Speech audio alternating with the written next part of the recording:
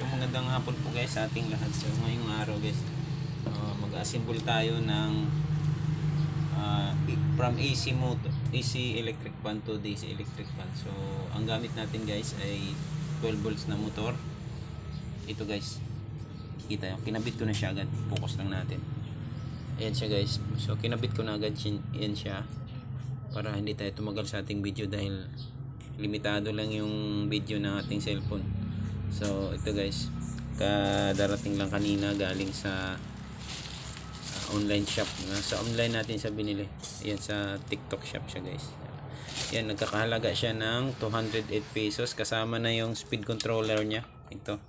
So inasimbol ko na rin guys yung speed controller niya dito. Ginamit pa rin natin tong pinaka selector switch na dati. Kaso lang hindi ko siya nalagay dito dahil masyadong malaki ang butas. Kaya dito na lang ako sa gilid niya naglagay. So importante gumana siya. So yan, hininang ko na rin yan siya. Tapos nilabas ko yung papunta sa 12 volts na supply dahil medyo matagal tayo maghinang guys. Tsaka palubog na yung araw, baka malubat yung battery natin dahil naka solar lang tayo. So pagpasensyahan nyo na. Yan, ito guys. Yan, pinulat ko yung mga yung mga bushing ng dati dito sa pinaka housing na pinagtatanggal natin. Yan yung dito sa harap tsaka yung dito sa dito sa banda sa likuran, tinanggal natin parehas para pumasok itong pinaka shafting ng harap tsaka yung sa likod dahil hindi yan sila compatible, hindi katulad dito sa shafting ng isa na medyo yun ang pinaka sukat niya talaga. Kaya kailangan pag nag-assemble tayo ng mga gantong mga electric fan na i-convert natin sa DC motor, so tanggalin talaga natin guys yung mga bushing niya, yung sa harap tsaka yung sa likuran parehas para maipasok natin ito. So ito guys, ang kagandahan nito, yan siya guys, naka-bearing yung ano nito guys. Yan, kung nakikita nyo, focus natin, yan o, yan, bearing yan siya guys, hindi siya bushing. Kaya matibay ito guys kumpara dito sa mga bushing natin sa mga AC electric fan natin. Dahil ito nagkukos kasi ito pag sa sobrang init, nasusunog siya. Tapos lalo na maubusan ng langis. So ito guys, pangalawang order ko na to, pangalawang gawa ko pa rin actually. Dahil yung isa, ayan, nakakita nyo ito. Ayan, 12 volts din to guys. Yan, kagaya rin ng ginawa ko ngayon. Ito yung unang assemble ko. Yan, 12 volts din yan siya. Tapos ito yung speed controller niya sa baba. So malakas yan siya guys. Papakita ko sa inyo. Yan. Yan yung number 2 niya. Number 2 yan siya guys. Sagad natin. Pakanan lang. Yan. Yan yung number 3 niya. Kung sa ano natin 1, 2, 3 na sa mga AC motor. So ito naman, itong wire, yan, papunta yan dun sa taas, 12 volts yan kasi naka solar setup tayo. So sim lang yan sila nito guys, kaso lang ginawa ko lang to para may extra ako na pwedeng pagpalit-palitin. Pero actually guys, yan, kahit yan magdamag namin ginagamit yan. So ang konsumo niya lang yan ay 1 to 2 volts lang sa bawas niya sa battery. Tsaka ang kagandahan guys, hindi yan siya basta umiinit. Hindi siya umiinit. Nakapakaw yan siya tuwing magising ako sa madaling araw. So hindi siya umiinit. Malamig pa rin yung motor niya, kaya magandang klase. Actually ito guys, 10 watts lang ito, kaya napakababa lang talaga ng konsumo niya. Pero malakas siya. Effective yan siya guys. So simbulin na natin siya guys.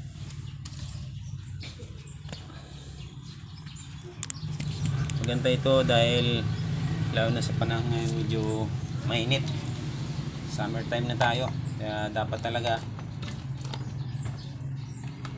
mas mainam. May mga ano tayo,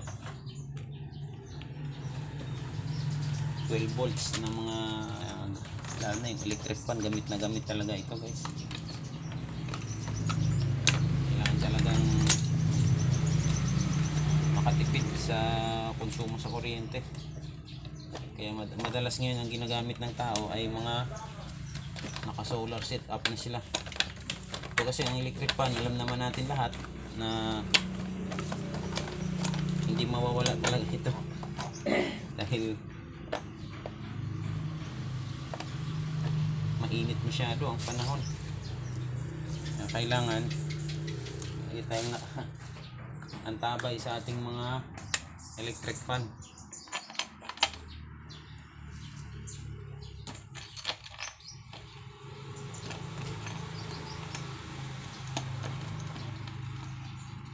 Simbulin lang natin siya. Yan. So, ano yan? Yan. Yan siya. Yan, nakabit na natin yung banda sa likuran niya. Diyan natin sasabit yung para dito sa speed controller niya. Lagay na natin siya.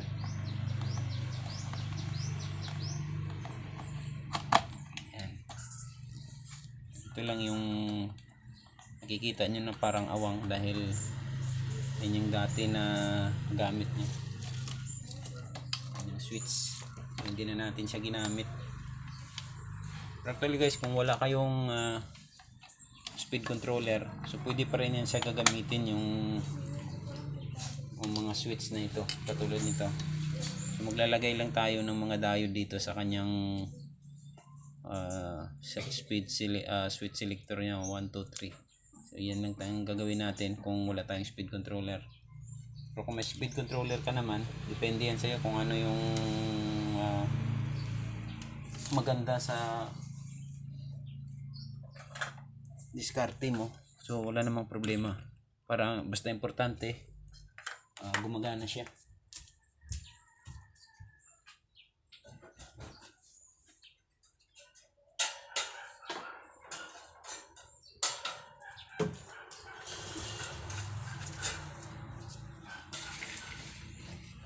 Ito guys, yung pinaka-housing niya. So punas-punasan lang natin ng konti dahil may alikabok siya.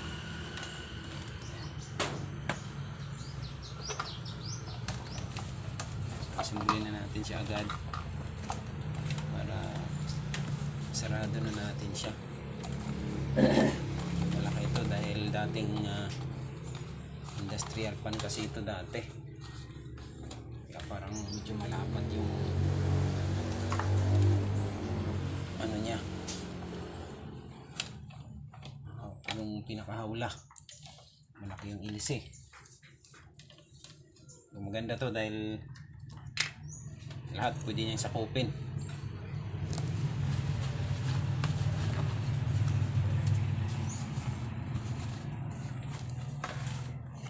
Ilagay na natin yung pinaka-ilisin niya.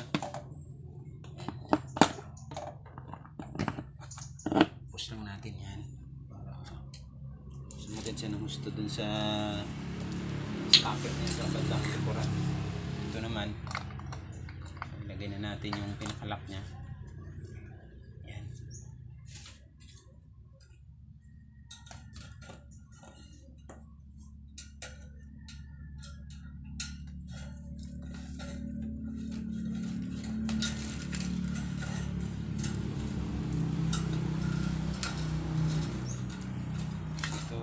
Sa harap, punas-punasan lang natin. Matagal na naka-stock.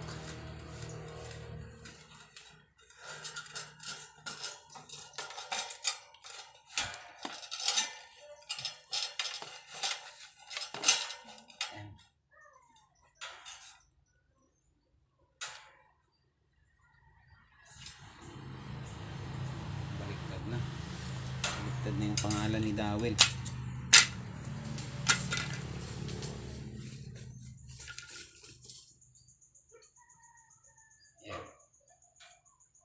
Yung pinaka-sentro niya, lagay na natin.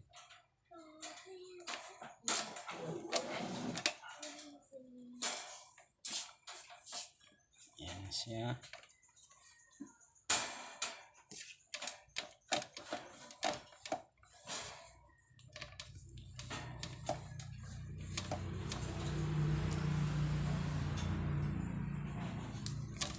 Pasensya na kayo guys, medyo marumi yung electric pa natin dahil nalikabukan. Punasan lang natin.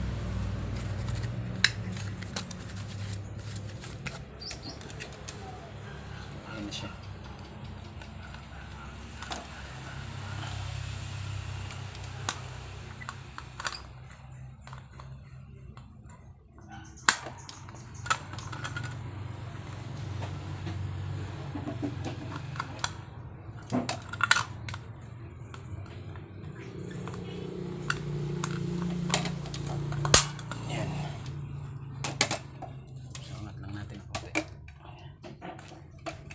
Siya tulogin lang natin kung gusto ano pa natin iangat. Depende siya. Yan yung pinakaangat nya. So ngayon guys, displayan na natin siya ng ito yung pinakadulo ng wire nya dito papunta sa ating battery na naka-ready. So gagawin natin, gamit tayo ng alligator clip para medyo mahaba. Kaya langanin tayo dun sa wire natin.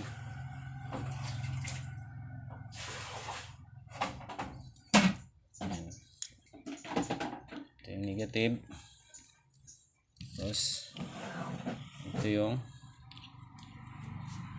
positive nya. Saglit lang, ayusin lang natin.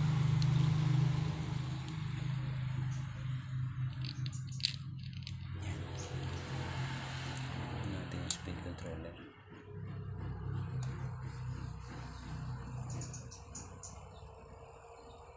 Yan. Yan siya guys. Yan yung ano natin. Symbol nya na electric fan. Ikutin natin siya.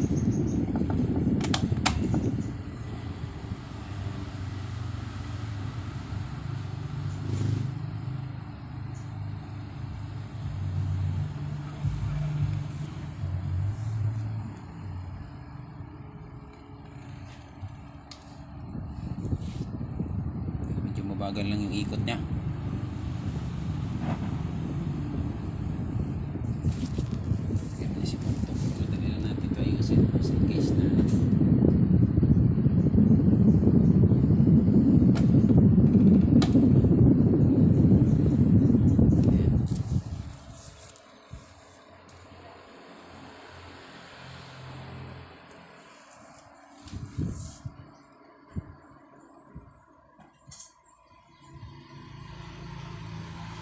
Number 1 nya, number 2,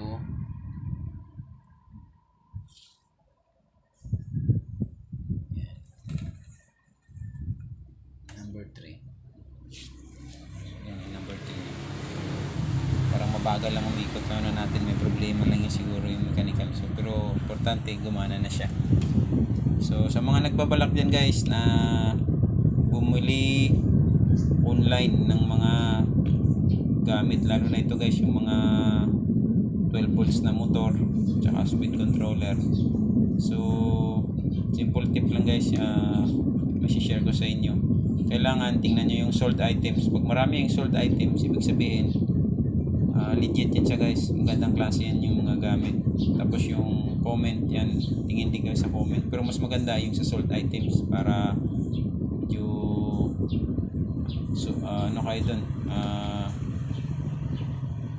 100% kayo dun na okay yung mga items or legit. Sa akin kasi guys, yan yung mga ginagawa ko lagi pag bumibili ako sa mga online shop, para hindi tayo gahol, hindi maghahol yung oras natin, tsaka para hindi rin masayang yung pera natin dahil pati oras. Kung makabili kasi tayo ng may problema, so babalik pa natin sa seller yan. So yan lang guys, for today's video. Thanks for watching. God bless all.